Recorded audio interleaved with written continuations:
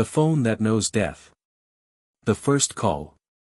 I found it in a pawn shop on the corner of 5th and Elm. It was tucked between a stack of outdated digital cameras and a dusty shelf of Walkmans. A black phone, cracked screen, buttons worn smooth, no brand or label. I can't explain why I bought it. Maybe curiosity, maybe just the thrill of a cheap find. The owner didn't even notice me pick it up. The moment I turned it on, it vibrated in my hand. Incoming call, unknown. I answered. Silence. Nothing. Then a whisper, faint but unmistakable. I'm leaving soon. The line went dead. I laughed. Thought it was a prank or a glitch. I mean, old phones sometimes do weird things. I left it on my desk and tried to forget it. But it didn't stop. The next day, the phone vibrated again. Unknown number. Another whisper, another name. I didn't recognize it. Just a soft, shaky voice. Tomorrow, don't forget me.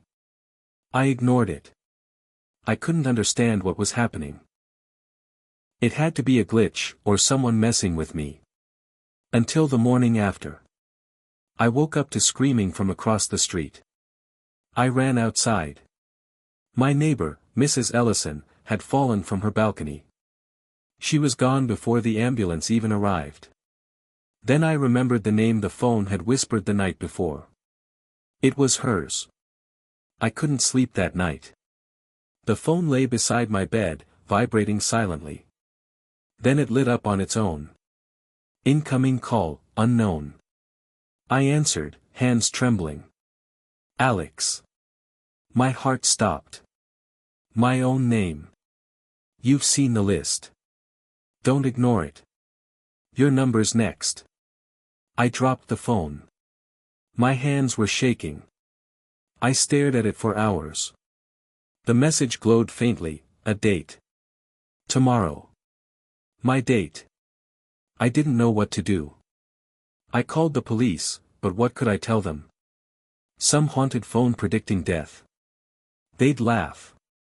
And even if they didn't, could anyone prevent it?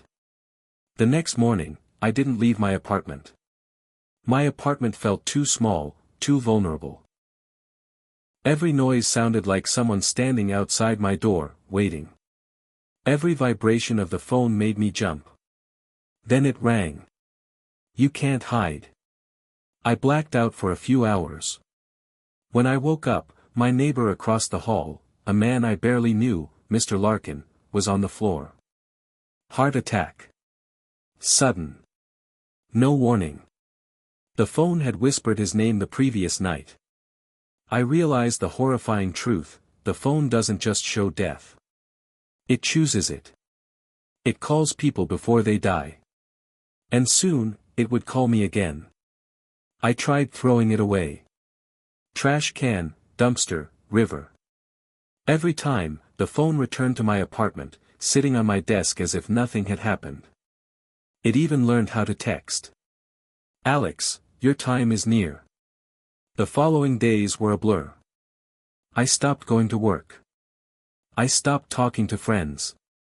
I stopped leaving the apartment. Every vibration, every text, every call made my skin crawl. I became obsessed with tracking the names it whispered, hoping to find a pattern. And then I discovered it, the phone has a pattern. A rhythm. Every call came exactly 48 hours before death. Every whispered name was connected to me in some way, even people I hadn't met. They were always nearby, always people I had crossed paths with, sometimes strangers, sometimes acquaintances, sometimes neighbors. I realized, it was counting down. Counting down to me. One night, I sat in the dark with the phone in my lap. Every light in my apartment off. Outside, the city slept, oblivious. The phone vibrated on its own. I knew what it meant. Incoming call, unknown. I answered. Alex, it's time. The static was worse this time. The whisper was clearer, closer, almost in my ear. Don't try to run. I dropped it. The phone skidded across the floor. It lit up again. Then it started displaying numbers, hundreds of them, scrolling so fast I couldn't read. Then words, flashing across the cracked screen. They're all watching. You can't escape. 1 day left. I screamed. And then I realized something worse. The phone wasn't just predicting death. It was teaching me to notice it, teaching me to understand the pattern. Every death, every name, every date, all preparing me for what was coming next. I haven't slept since. Every noise is a heartbeat. Every vibration is a countdown. Every call is a warning. The date on my phone grows nearer. I can see it. 1 day. Less than 24 hours. I don't know if I can survive. And worse. I know the phone is not done. Alex, soon you will answer for yourself. The calls from tomorrow. I didn't sleep for 3 nights.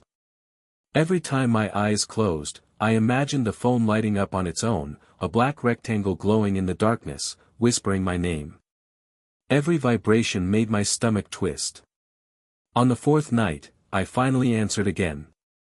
Incoming call, unknown. I picked it up, my hands trembling. Alex. It wasn't just my name. It was my voice.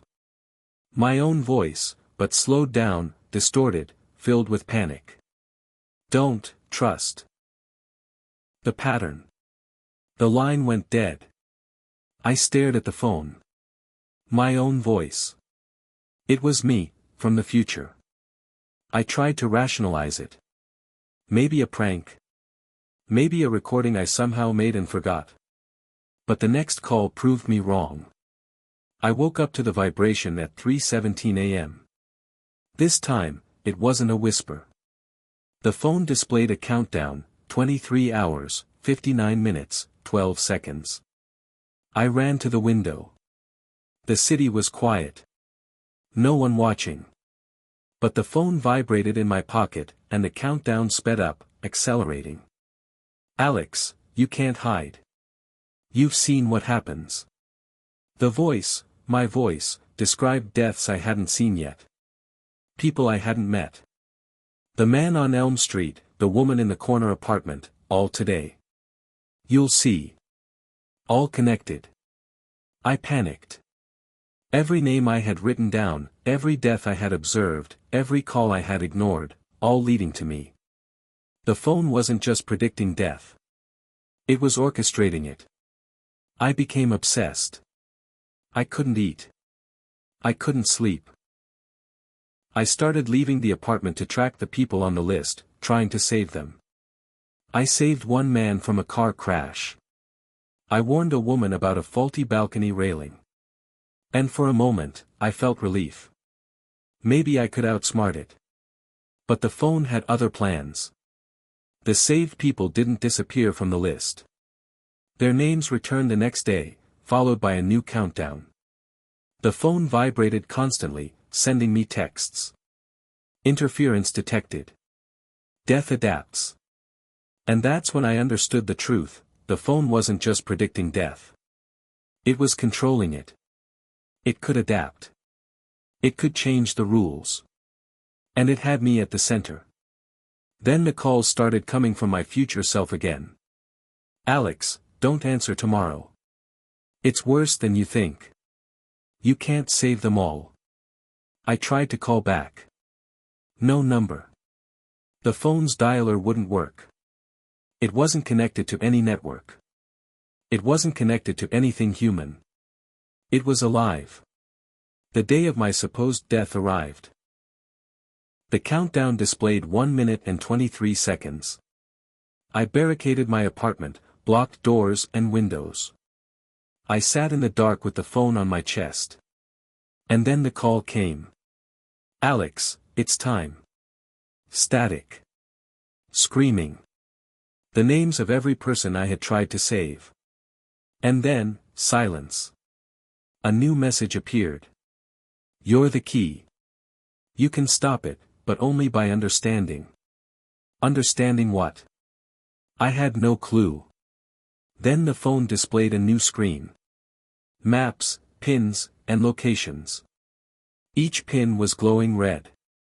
A pattern formed, connecting all the deaths I had witnessed, all the calls I had received. It led to one place. An abandoned warehouse at the edge of the city. The phone vibrated violently. Go. Now. Or the list grows.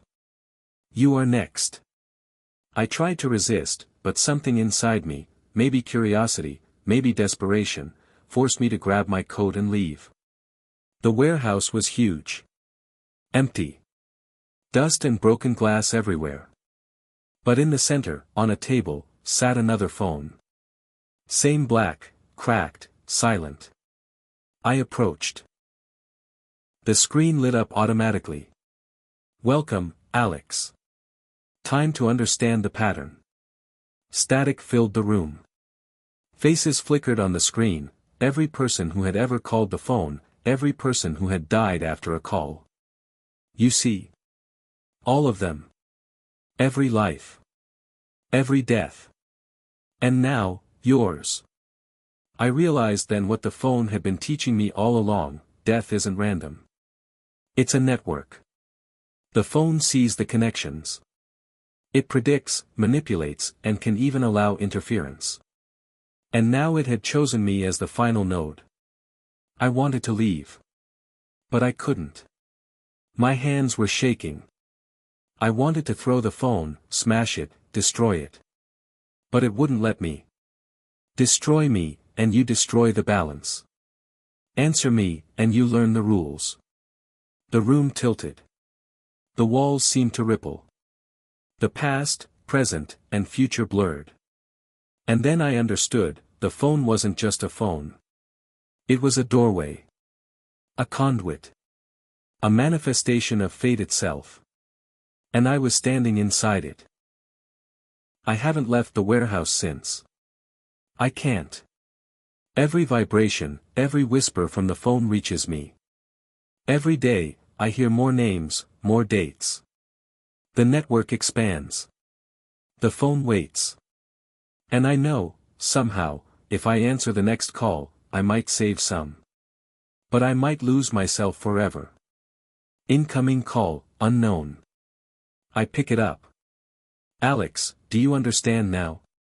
I tremble. And the voice, my own voice, answers. It's your turn to see the pattern. Your turn to choose. The network. The warehouse had become my world. Every day I woke to the vibration of the phone. Every night I fell asleep to its glowing screen. I stopped noticing the sun. I stopped noticing food. I stopped noticing reality outside those walls. I had no choice but to study it, the device. It wasn't just a phone. It was a map, a network, a living system. Every call, every name, every death I had witnessed was a node. Each death connected to another. Some nodes were strong, others weak, but all fed the network. And now, the phone wanted me to add my node. It started with small tests. Call this person. Observe the outcome. Adjust the timing. Every time I obeyed, the network shifted. Lives changed. Some were saved. Others, strangely, died faster. The phone never explained why, but I saw the pattern. The system was alive, and it was learning. I realized it wasn't random. Death wasn't chance. It was a calculation. The phone could predict, manipulate, even redirect fate, but only with someone interfacing directly with it. Someone like me. Then came the first impossible choice. The phone vibrated violently. I answered. Alex, 2 people will die today. You may save one. The screen displayed 2 pins on a map. One was a woman walking alone in a quiet street. The other, a young boy in a playground across town. Both would die within the hour if I didn't intervene. I froze. My heart pounded.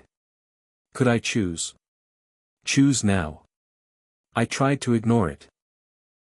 But the phone pulsed in my hands, warmer than it should have been. It felt alive, demanding, forcing me. I ran.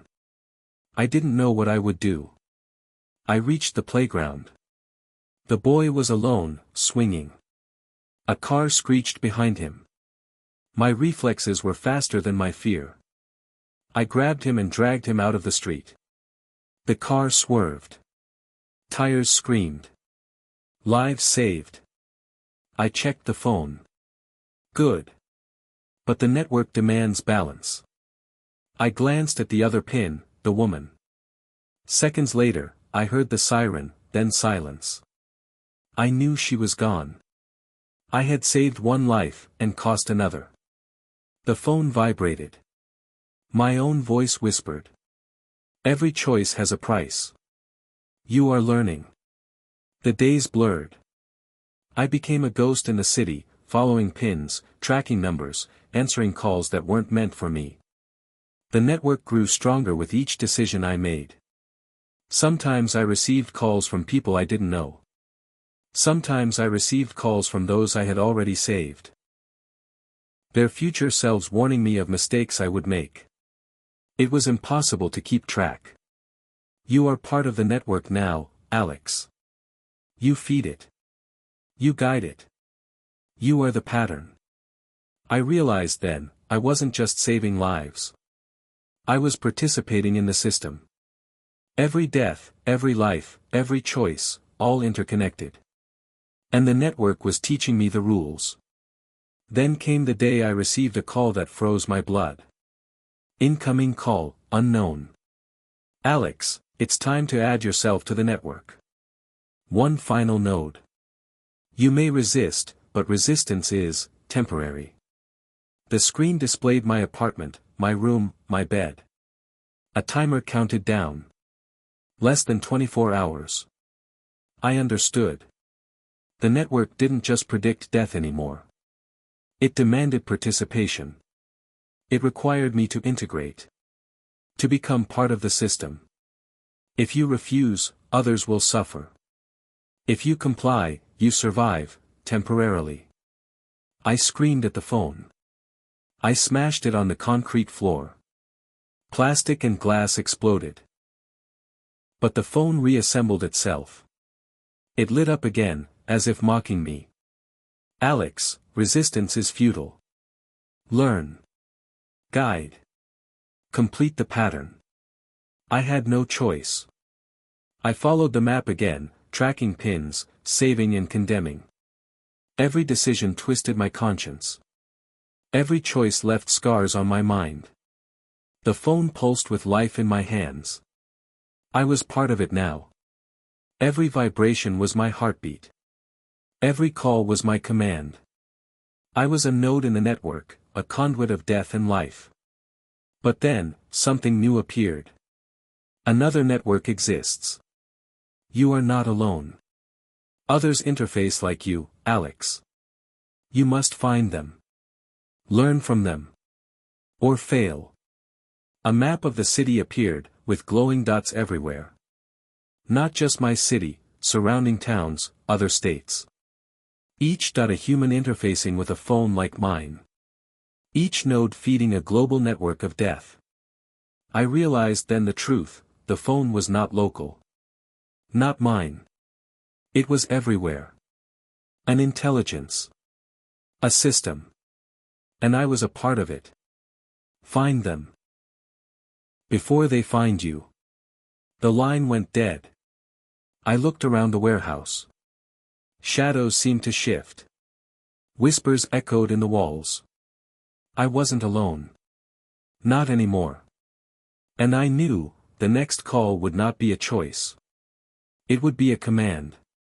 The other nodes. The city was silent, except for the vibration in my pocket.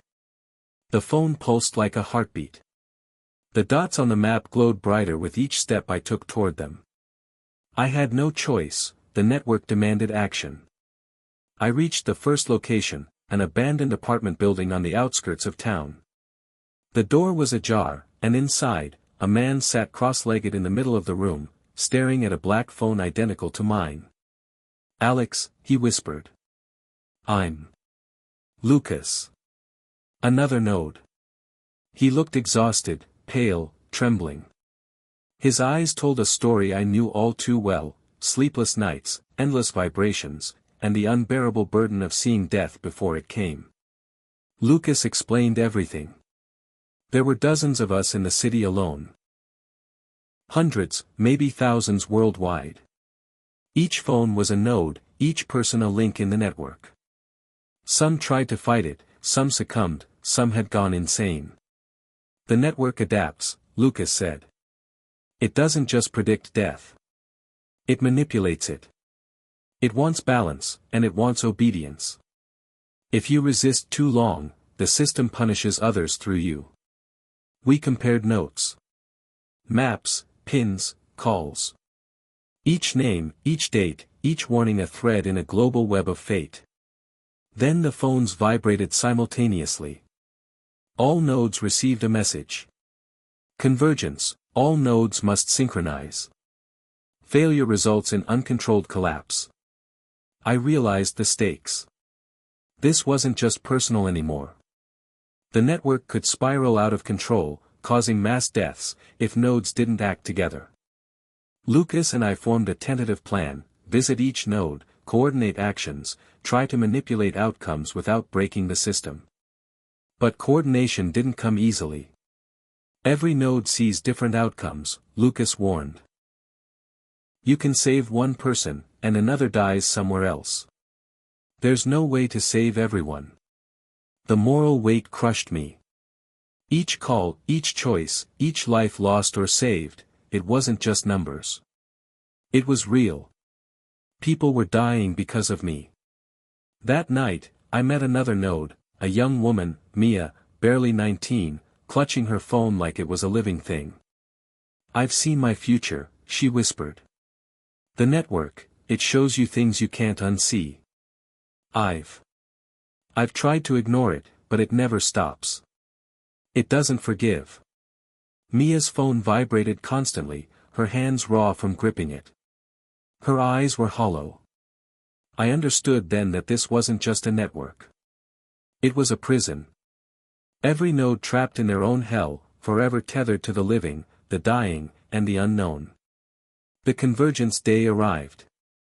Hundreds of nodes, linked through the system, scattered across cities. Phones lit up, vibrating, buzzing, pulsing with urgent energy. Every map showed massive red patterns. Imminent deaths, cascading failures, lives hanging by seconds. "Synchronize," the message read. "Or the network will collapse. Everyone dies." I didn't have time to think. I followed Lucas and Mia as we coordinated with other nodes over encrypted channels, messages displayed only on the phones, each node a living algorithm in the system. We raced against time. Lives flashed before us in numbers, pins, coordinates. Every choice risked someone's death. Panic clawed at my chest, my vision blurred, and still the phone pulsed. The network tested us. It sent false pins, red herrings, impossible choices. It tried to turn us against one another.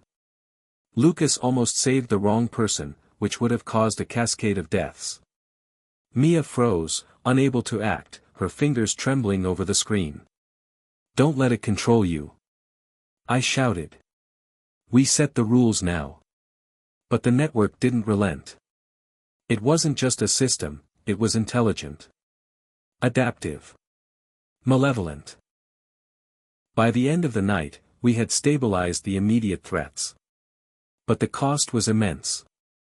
Hundreds of nodes had been lost, consumed by the system. Lives we couldn't save, people we couldn't reach, and the network, still pulsing, still learning, still waiting. I stood in the wreckage of what should have been a normal city night. Phones everywhere, vibrating, glowing, whispering names. The network had tested us, and it had won some measure. "This is far from over," Mia said. "It's not just here. It's global. And next, it might come for us directly."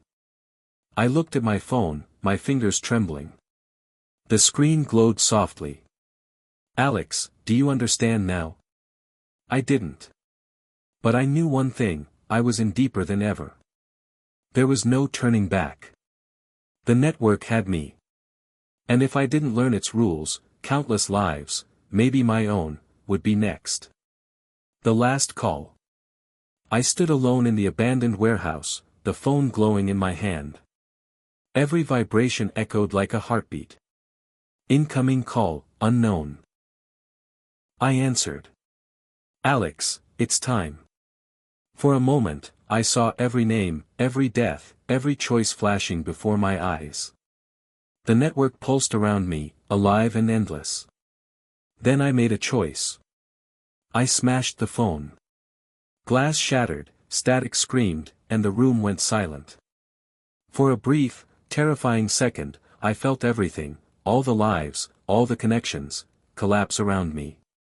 Then, nothing. The phones were gone. The network silent. I walked outside. The city was normal. People alive, unaware. But sometimes, late at night, I still hear a faint vibration, in my pocket. And I know, it's only sleeping.